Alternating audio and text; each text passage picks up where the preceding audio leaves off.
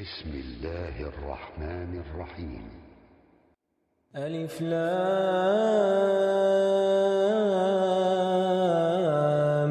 ميم. ذلك الكتاب لا ريب فيه هدى للمتقين الذين يؤمنون بالغيب ويقيمون الصلاة ومما رزقناهم ينفقون والذين يؤمنون بما أنزل إليك وما أنزل من قبلك وبالآخرة هم يوقنون أولئك على هدى من ربهم وأولئك هم المفلحون. إن الذين كفروا سواء عليهم أأنذرتهم أم لم تنذرهم لا يؤمنون. ختم الله على قلوبهم وعلى سمعهم وعلى أبصارهم غشاوة ولهم عذاب عظيم. ومن الناس من يقول آمنا بالله وباليوم الآخر وما هم بمؤمنين يخادعون الله والذين آمنوا وما يخدعون إلا أنفسهم وما يشعرون. في قلوبهم مرض فزادهم الله مرضا ولهم عذاب أليم بما كانوا يكذبون. وإذا قيل لهم لا تفسدوا في الأرض قالوا إنما نحن مصلحون ألا إنهم هم المفسدون ولكن لا يشعرون. وإذا قيل لهم آمنوا كما آمن الناس قالوا أنؤمن كما آمن السفهاء ألا إنهم هم السفهاء ولكن لا يعلمون. وإذا لقوا الذين آمنوا قالوا آمنا وإذا خلوا إلى شياطينهم قالوا إنا معكم إنما نحن مستهزئون. الله يستهزئ بهم ويمدهم في طغيانهم يعمهون. أولئك الذين اشتروا الضلالة بالهدى فما ربحت تجارتهم وما كانوا مهتدين. مثلهم كمثل الذي استوقد نارا فلما أضاءت ما حوله ذهب الله بنورهم وتركهم في ظلمات لا يبصرون. صم بكم عمي فهم لا يرجعون. أو كصيب من السماء فيه ظلمات ورعد وبرق يجعلون أصابعهم في آذانهم من الصواعق حذر الموت والله محيط بالكافرين. يكاد البرق يخطف أبصارهم كلما أضاء لهم مشوا فيه وإذا أظلم عليهم قاموا ولو شاء الله لذهب بسمعهم وأبصارهم إن الله على كل شيء قدير يا أيها الناس اعبدوا ربكم الذي خلقكم والذين من قبلكم لعلكم تتقون الذي جعل لكم الأرض فراشا والسماء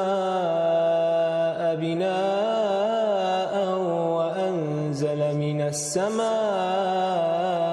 ماء فأخرج به من الثمرات رزقا لكم فلا تجعلوا لله أندادا وأنتم تعلمون وإن كنتم في ريب مما نزلنا على عبدنا فأتوا بسورة من مثله وادعوا شهداءكم من دون الله إن كنتم صادقين فإن لم تفعلوا ولن تفعلوا فاتقوا النار التي وقودها الناس والحجارة أعدت للكافرين وبشر الذين آمنوا وعملوا الصالحات أن لهم جنات تجري من تحتها الأنهار كلما رزقوا منها من ثمرة رزقا قالوا هذا الذي رزقنا من قبل وأتوا به متشابها ولهم فيها أزواج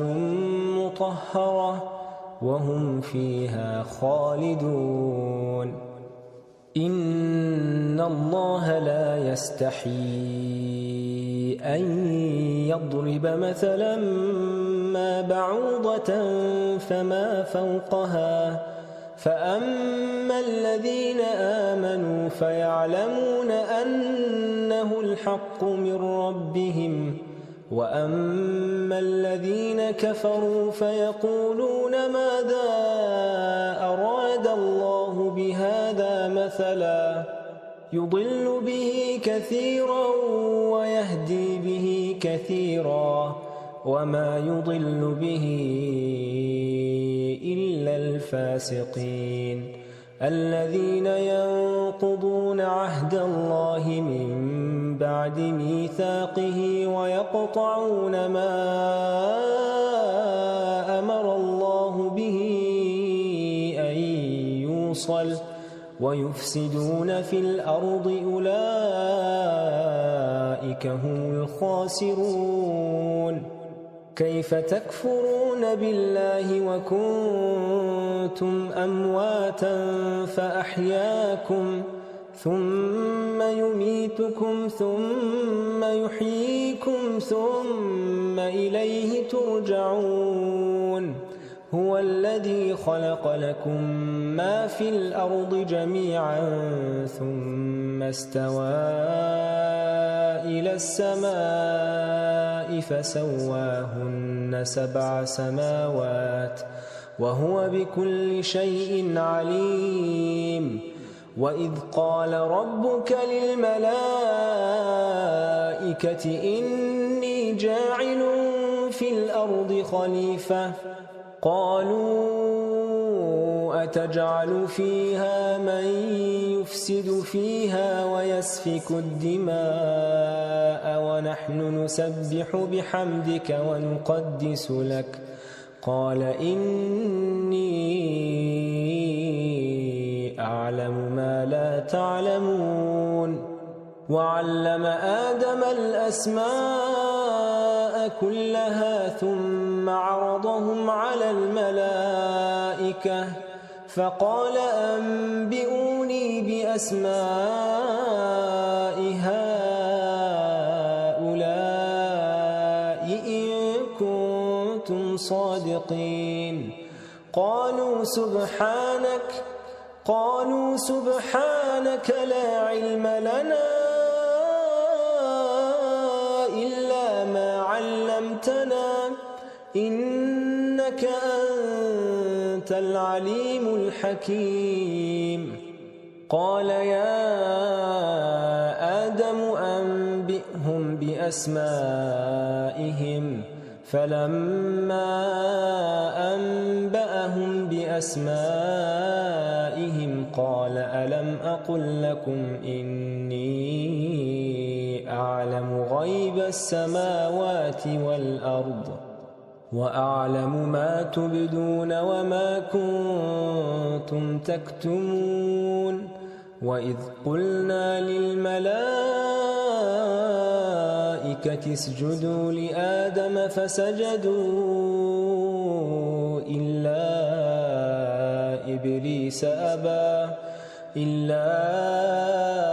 إبليس أبى واستكبر وكان من الكافرين وقلنا يا آدم اسكن أنت وزوجك الجنة وكلا منها رغدا حيث شئتما ولا تقربا هذه الشجرة فتكونا من الظالمين فأزلهما الشيطان عنها فأخرجهما مما كانا فيه وقلنا اهبطوا بعضكم لبعض عدو ولكم في الأرض مستقر ومتاع إلى حين فتلقى آدم من ربه كلمات فتاب عليه إنه هو التواب الرحيم قلنا اهبطوا منها جميعا فإما يأتينكم مني هدى فمن تبع هداي فلا خوف عليهم ولا هم يحزنون والذين كفروا وكذبوا بآياتنا أولئك أصحاب النار هم فيها خالدون يا بني إسرائيل اذكروا نعمتي التي أنعمت عليكم وأوفوا بعهدي أوف بعهدكم وإياي فارهبون وآمنوا بما أنزلت مصدقا لما معكم ولا تكونوا أول كافر به ولا تشتروا بآياتي ثمنا قليلا وإياي فاتقون ولا تلبسوا الحق بالباطل وتكتموا الحق وأنتم تعلمون وأقيموا الصلاة وآتوا الزكاة واركعوا مع الراكعين أتأمرون الناس بالبر وتنسون أنفسكم وأنتم تتلون الكتاب أفلا تعقلون أتأمرون الناس بالبر وتنسون أنفسكم وأنتم تتلون الكتاب أفلا تعقلون واستعينوا بالصبر والصلاة وإنها لكبيرة إلا على الخاشعين الذين يظنون أنهم ملاقو ربهم وأنهم إليه راجعون يا بني إسرائيل اذكروا نعمتي التي أنعمت عليكم وأني فضلتكم على العالمين واتقوا يوما لا تجزي نفس عن نفس شيئا ولا يقبل منها شفاعة ولا يؤخذ منها عدل ولا هم ينصرون وإذ نجيناكم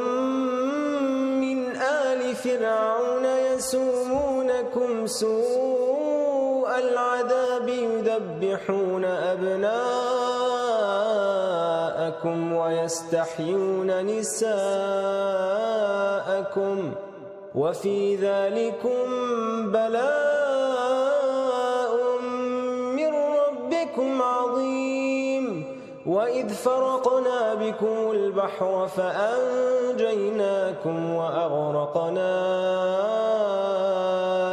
آل فرعون وأنتم تنظرون وإذ واعدنا موسى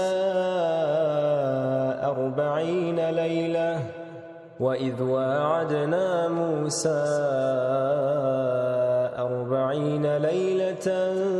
ثم اتخذتم العجل من بعده وأنتم ظالمون ثم عفونا عنكم من بعد ذلك لعلكم تشكرون وإذ آتينا موسى الكتاب والفرقان لعلكم تهتدون وإذ قال موسى لقومه يا قوم إنكم ظلمتم أنفسكم باتخاذكم العجل فتوبوا إلى بارئكم فاقتلوا أنفسكم ذلكم خير لكم عند بارئكم فتاب عليكم إنه هو التواب الرحيم وإذ قلتم يا موسى لن نؤمن لك حتى نرى الله جهرة فأخذتكم الصاعقة وأنتم تنظرون ثم بعثناكم من بعد موتكم لعلكم تشكرون وظللنا عليكم الغمام وأنزلنا عليكم المن والسلوى كلوا من طيبات ما رزقناكم وما ظلمونا ولكن كانوا أنفسهم يظلمون وإذ قلنا ادخلوا هذه القرية فكلوا منها حيث شئتم رغدا وادخلوا الباب سجدا وقولوا حطة نغفر لكم خطاياكم وسنزيد المحسنين فبدل الذين ظلموا قولا غير الذي قيل لهم فأنزلنا على الذين ظلموا رجزا من السماء بما كانوا يفسقون وإذ استسقى موسى لقومه فقلنا اضرب بعصاك الحجر فانفجرت منه 12 عينا قد علم كل أناس مشربهم كلوا واشربوا من رزق الله ولا تعثوا في الأرض مفسدين وإذ قلتم يا موسى لن نصبر على طعام واحد فادع لنا ربك يخرج لنا مما تنبت الأرض من بقلها وقثائها وفومها وعدسها وبصلها قال أتستبدلون الذي هو أدنى بالذي هو خير اهبطوا مصرا فإن لكم ما سألتم وضربت عليهم الذلة والمسكنة وباءوا بغضب من الله ذلك بأنهم كانوا يكفرون بآيات الله ويقتلون النبيين بغير الحق ذلك بما عصوا وكانوا يعتدون إن الذين آمنوا والذين هادوا والنصارى والصابئين من آمن بالله واليوم الآخر وعمل صالحا فلهم أجرهم عند ربهم ولا خوف عليهم ولا هم يحزنون وإذ أخذنا ميثاقكم ورفعنا فوقكم الطور خذوا ما آتيناكم بقوة واذكروا ما فيه لعلكم تتقون ثم توليتم من بعد ذلك فلولا فضل الله عليكم ورحمته لكنتم من الخاسرين ولقد علمتم الذين اعتدوا منكم في السبت فقلنا لهم كونوا قردة خاسئين فجعلناها نكالا لما بين يديها وما خلفها وموعظة للمتقين وإذ قال موسى لقومه إن الله يأمركم أن تذبحوا بقرة قالوا أتتخذنا هزوا قال أعوذ بالله أن أكون من الجاهلين قالوا ادع لنا ربك يبين لنا ما هي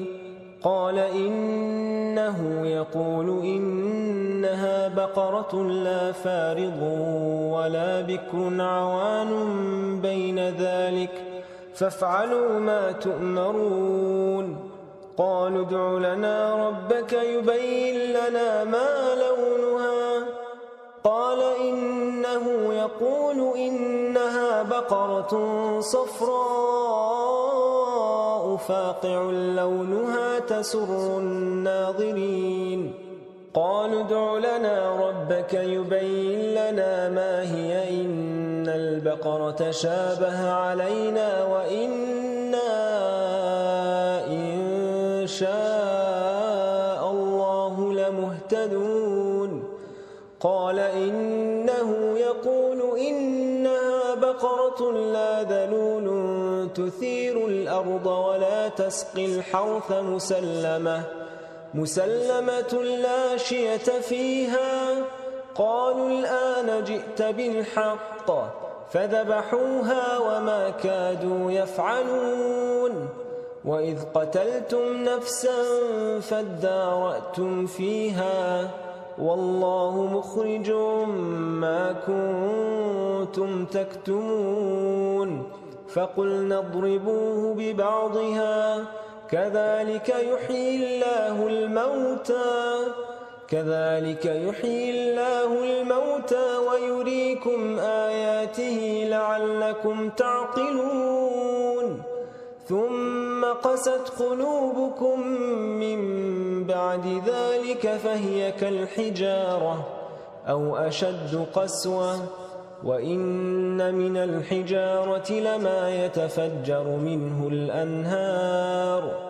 وإن منها لما يشقق فيخرج منه الماء وإن منها لما يهبط من خشية الله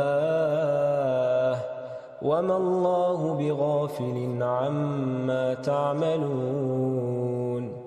أفتطمعون أن يؤمنوا لكم وقد كان فريق منهم يسمعون كلام الله ثم يحرفونه من بعد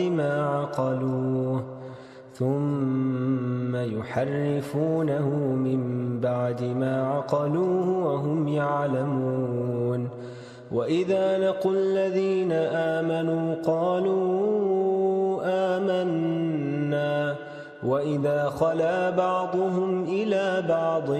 قالوا أتحدثونهم بما فتح الله عليكم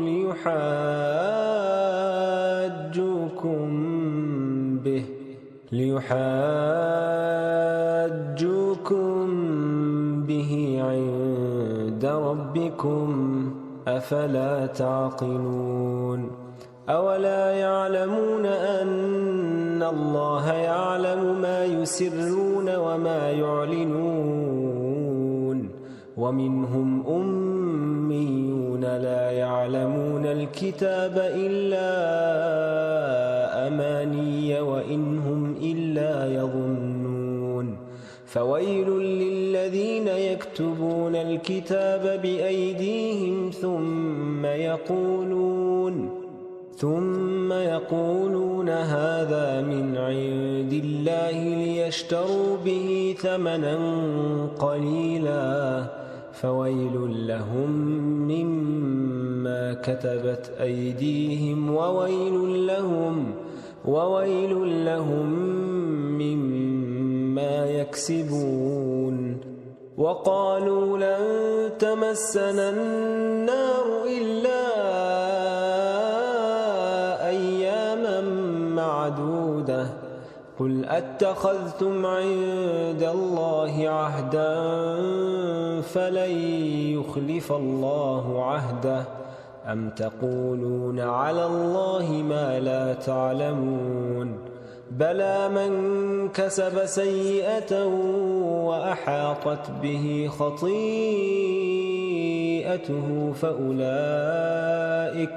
فأولئك أصحاب النار هم فيها خالدون. والذين آمنوا وعملوا الصالحات أولئك أصحاب الجنة هم فيها خالدون.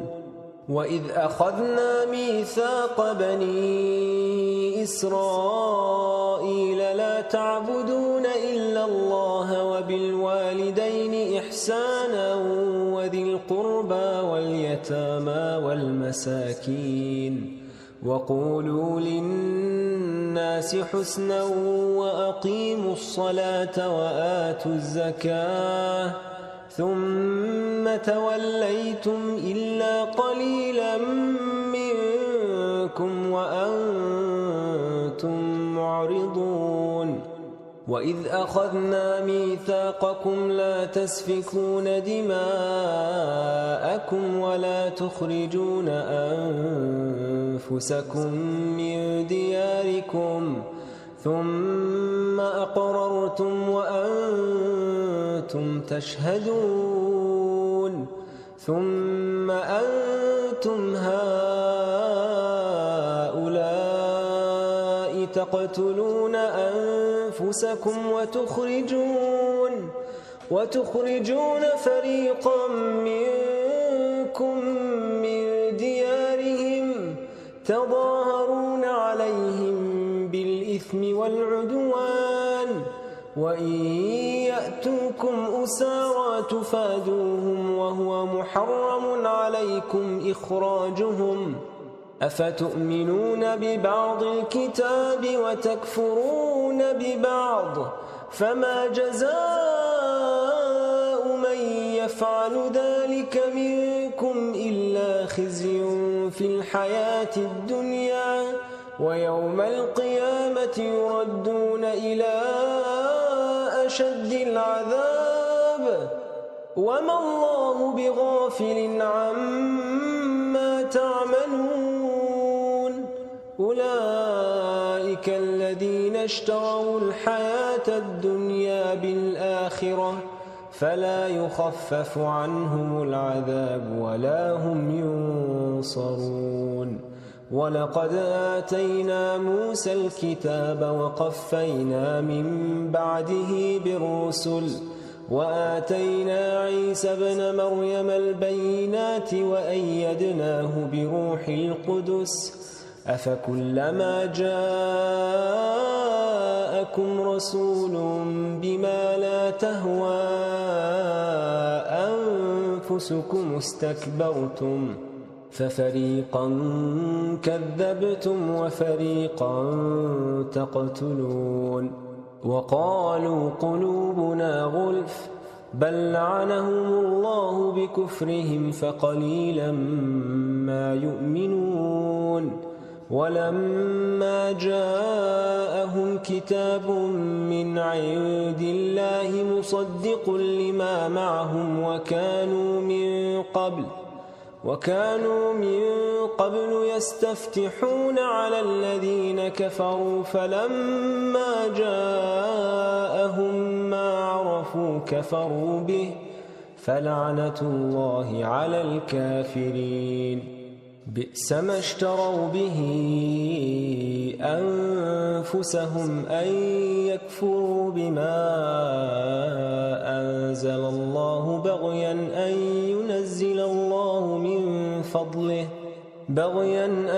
ينزل الله من فضله على من يشاء من عباده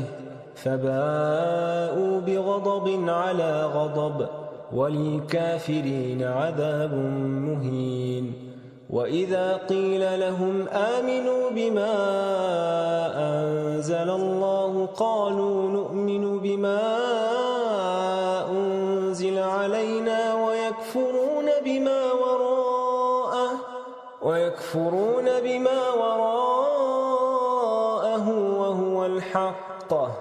وهو الحق مصدقا لما معهم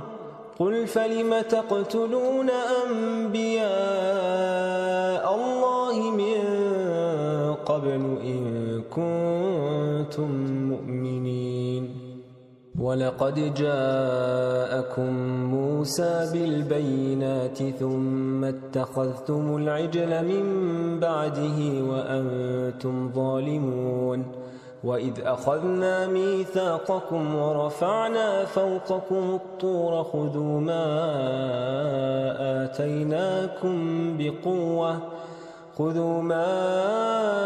آتيناكم بقوة واسمعوا قالوا سمعنا وعصينا وأشربوا في قلوبهم العجل بكفرهم قل بئس ما يأمركم به إيمانكم إن كنتم مؤمنين قل إن كانت لكم الدار الآخرة عند الله خالصة من دون الناس فتمنوا الموت إن كنتم صادقين ولن يتمنوه أبدا بما قدمت أيديهم والله عليم بالظالمين ولتجدنهم أحرص الناس على حياة ومن الذين أشركوا يود أحدهم لو يعمر 1000 سنة وما هو بمزحزحه من العذاب أن يعمر والله بصير بما يعملون قل من كان عدوا لجبريل فإنه نزله على قلبك بإذن الله مصدقا لما بين يديه وهدى وبشرى للمؤمنين من كان عدوا لله وملائكته ورسله وجبريل وميكال فإن الله عدو للكافرين وَلَقَدْ أَنزَلْنَا إِلَيْكَ آيَاتٍ بَيِّنَاتٍ وَمَا يَكْفُرُ بِهَا إِلَّا الْفَاسِقُونَ أَوَكُلَّمَا عَاهَدُوا عَهْدًا نَبَذَهُ فَرِيقٌ مِّنْهُمْ بَلْ أَكْثَرُهُمْ لَا يُؤْمِنُونَ وَلَمَّا جَاءَهُمْ رَسُولٌ مِّنْ عِندِ اللَّهِ مُصَدِّقٌ لِّمَا مَعَهُمْ نَبَذَ فَرِيقٌ مِّنَ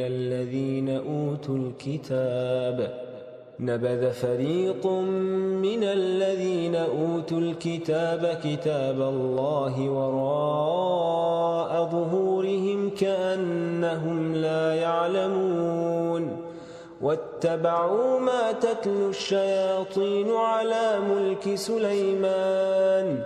وَمَا كَفَرَ سُلَيْمَانُ وَلَكِنَّ الشَّيَاطِينَ كَفَرُوا يُعَلِّمُونَ النَّاسَ السِّحْرَ وَمَا أُنزِلَ عَلَى الْمَلَكَيْنِ بِبَابِلَ هَارُوتَ وَمَارُوتَ وَمَا يُعَلِّمَانِ مِنْ أَحَدٍ حَتَّى يَقُولَا إِنَّمَا نَحْنُ فِتْنَةٌ فَلَا تَكْفُرْ فَيَتَعَلَّمُونَ مِنْهُمَا مَا يُفَرِّقُونَ بِهِ بَيْنَ الْمَرْءِ وَزَوْجِهِ وَمَا هُمْ بِضَارِّينَ بِهِ مِنْ أَحَدٍ إِلَّا بِإِذْنِ اللَّهِ وَيَتَعَلَّمُونَ مَا يَضُرُّهُمْ وَلَا يَنفَعُهُمْ وَلَقَدْ عَلِمُوا لَمَنِ اشْتَرَاهُ مَا لَهُ فِي الْآخِرَةِ مِنْ خَلَاقٍ وَلَبِئْسَ مَا شَرَوْا بِهِ أَنفُسَهُمْ لَوْ كَانُوا يَعْلَمُونَ وَلَوْ أَنَّهُمْ آمَنُوا وَاتَّقَوْا لَمَثُوبَةٌ مِّنْ عِندِ اللَّهِ خَيْرٌ لَوْ كَانُوا يَعْلَمُونَ يَا أَيُّهَا الَّذِينَ آمَنُوا لَا تَقُولُوا رَاعِنَا وَقُولُوا انظُرْنَا وَاسْمَعُوا وَلِلْكَافِرِينَ عَذَابٌ أَلِيمٌ مَا يَوَدُّ الَّذِينَ كَفَرُوا مِنْ أَهْلِ الْكِتَابِ وَلَا الْمُشْرِكِينَ أَنْ يُنَزَّلَ عَلَيْكُمْ مِنْ خَيْرٍ مِّنْ رَبِّكُمْ وَاللَّهُ يَخْتَصُّ بِرَحْمَتِهِ مَن يَشَاءُ وَاللَّهُ ذُو الْفَضْلِ الْعَظِيمِ مَا نَنسَخْ مِنْ آيَةٍ أَوْ نُنسِهَا نَأْتِ بِخَيْرٍ مِّنْهَا أَوْ مِثْلِهَا أَلَمْ تَعْلَمْ أَنَّ اللَّهَ عَلَى كُلِّ شَيْءٍ قَدِيرٌ أَلَمْ تَعْلَمْ أَنَّ اللَّهَ لَهُ مُلْكُ السَّمَاوَاتِ وَالْأَرْضِ وَمَا لَكُمْ مِنْ دُونِ اللَّهِ مِنْ وَلِيٍّ وَلَا نَصِيرٍ أَمْ تُرِيدُونَ أَنْ تَسْأَلُوا رَسُولَكُمْ كَمَا سُئِلَ مُوسَى مِنْ قَبْلُ وَمَنْ يَتَبَدَّلِ الْكُفْرَ بِالْإِيمَانِ فَقَدْ ضَلَّ سَوَاءَ السَّبِيلِ وَدَّ كَثِيرٌ مِّنْ أَهْلِ الْكِتَابِ لَوْ يَرُدُّونَكُمْ مِنْ بَعْدِ إِيمَانِكُمْ كُفَّارًا حَسَدًا مِّنْ عِنْدِ أَنفُسِهِمْ مِنْ بعد ما تبين لهم الحق فاعفوا واصفحوا حتى يأتي الله بأمره إن الله على كل شيء قدير وأقيموا الصلاة وآتوا الزكاة وما تقدموا لأنفسكم من خير تجدوه عند الله إن الله بما تعملون بصير وقالوا لن يدخل الجنة إلا من كان هودا أو نصارى تلك أمانيهم قل هاتوا برهانكم إن كنتم صادقين بلى من أسلم وجهه لله وهو محسن فله أجره عند ربه ولا خوف عليهم ولا هم يحزنون وقالت اليهود ليست النصارى على شيء وقالت النصارى ليست اليهود على شيء وهم يتلون الكتاب كذلك قال الذين لا يعلمون مثل قولهم فالله يحكم بينهم يوم القيامة فيما كانوا فيه يختلفون ومن أظلم ممن منع مساجد الله أن يذكر فيها اسمه وسعى في خرابها أولئك ما كان لهم أن يدخلوها إلا خائفين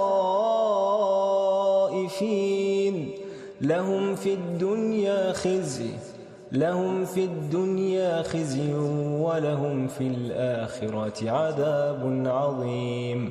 ولله المشرق والمغرب فأينما تولوا فثم وجه الله إن الله واسع عليم وقالوا اتخذ الله ولدا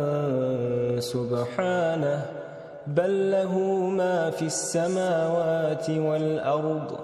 كل له قانتون بديع السماوات والأرض وإذا قضى أمرا فإنما يقول له كن فيكون وقال الذين لا يعلمون لولا يكلمنا الله أو تأتينا آية كذلك قال الذين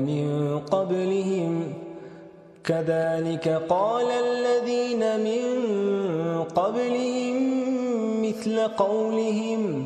تشابهت قلوبهم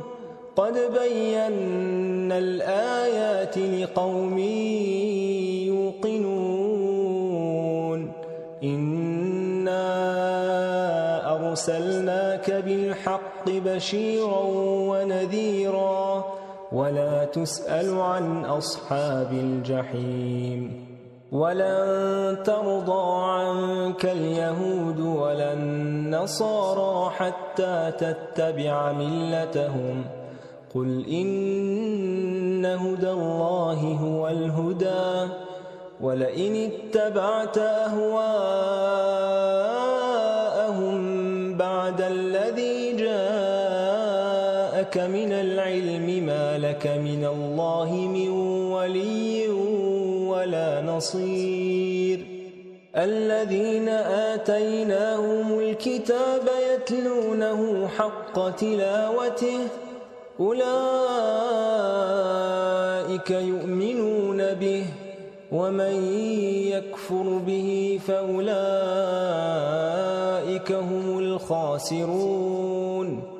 يا بني إسرائيل اذكروا نعمتي التي أنعمت عليكم وأني فضلتكم على العالمين واتقوا يوما لا تجزي نفس عن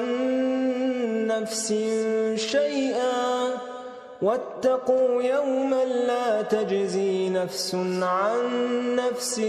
شيئا ولا يقبل منها عدل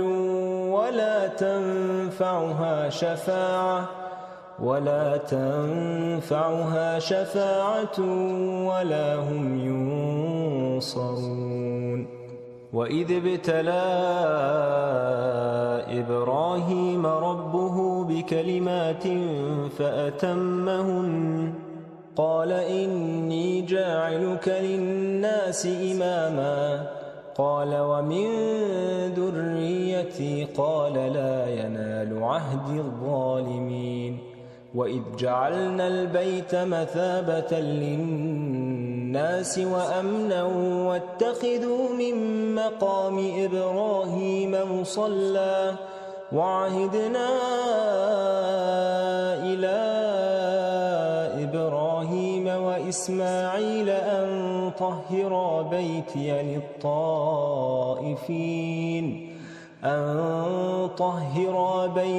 للطائفين والعاكفين والركع السجود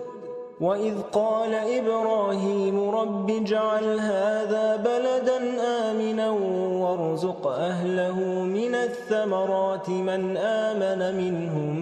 بالله واليوم الآخر قال ومن كفر فأمتعه قليلا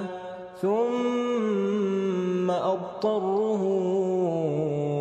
إلى عذاب النار وبئس المصير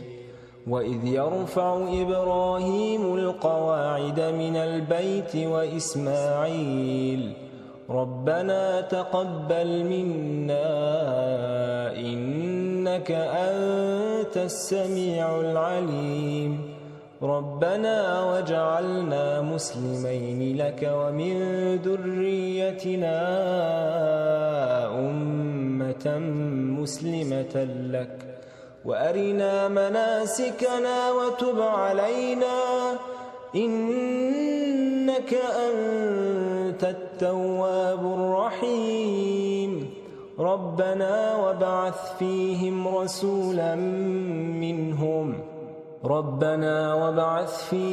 رسولا منهم يتلو عليهم آياتك ويعلمهم الكتاب والحكمة ويزكيهم إنك أنت العزيز الحكيم ومن يرغب عن ملة إبراهيم إلا من سفه نفسه ولقد اصطفيناه في الدنيا وإنه في الآخرة لمن الصالحين إذ قال له ربه أسلم قال أسلمت لرب العالمين ووصى بها إبراهيم بنيه ويعقوب يا بني إن الله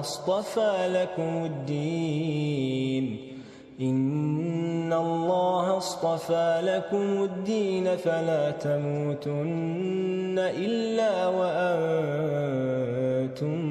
مسلمون أم كنتم شهداء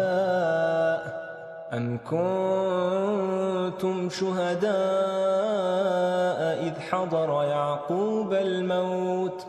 إذ قال لبنيه ما تعبدون من بعدي قالوا نعبد إلهك وإله آبائك إبراهيم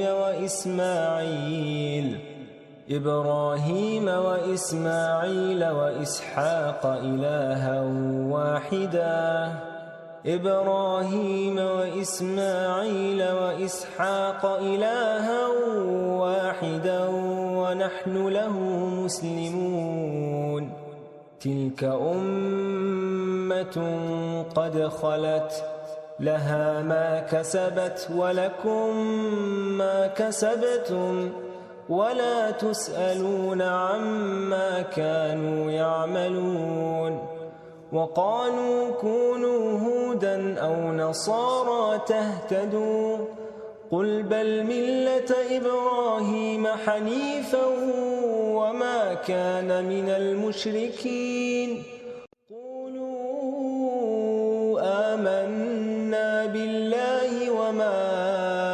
أنزل إلينا وما أنزل إلى